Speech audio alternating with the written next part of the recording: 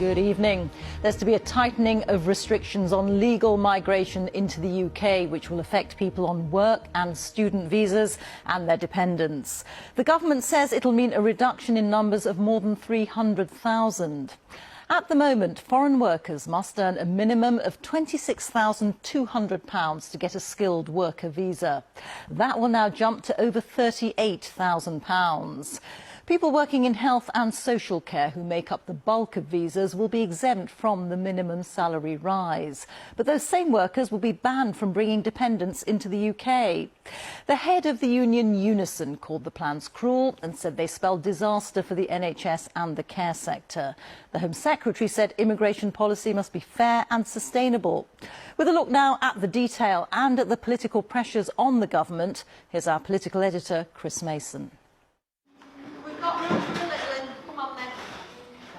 St Cecilia's nursing home in Scarborough this afternoon. 225 people work here, 35 from abroad. The wider social care sector has a vast number of vacancies. Overseas staff are seen as crucial. But net legal migration has ballooned when the government promised it would fall. Home Secretary. The government wants to show it gets that for many this is unacceptable. People are understandably worried about housing, about GP appointments, about school places. And so the Home Secretary said the government will stop overseas care workers from bringing family dependents, and we will require care firms in England to be regulated by the Care Quality Commission in order for them to sponsor visas. He claimed he didn't think this would cut the number of care workers coming here. Second, we will stop immigration undercutting the salary of British workers. We will increase the skilled worker earnings threshold by a third to £38,700 from next spring, in line with the median full-term wage for those kinds of jobs.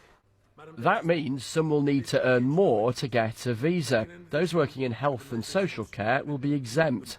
Allowing overseas workers to earn 20% less in sectors with big staffing shortages is to end, and allowing graduates to stay on after their course will be reviewed. And we will ensure people only bring dependents who they can support financially, by raising the minimum income for family visas to the same threshold as the minimum salary threshold for skills workers, which is £38,700. That is an increase of £20,000. 300,000 fewer people will be eligible to come to the UK than were coming last year. This is the largest reduction on record.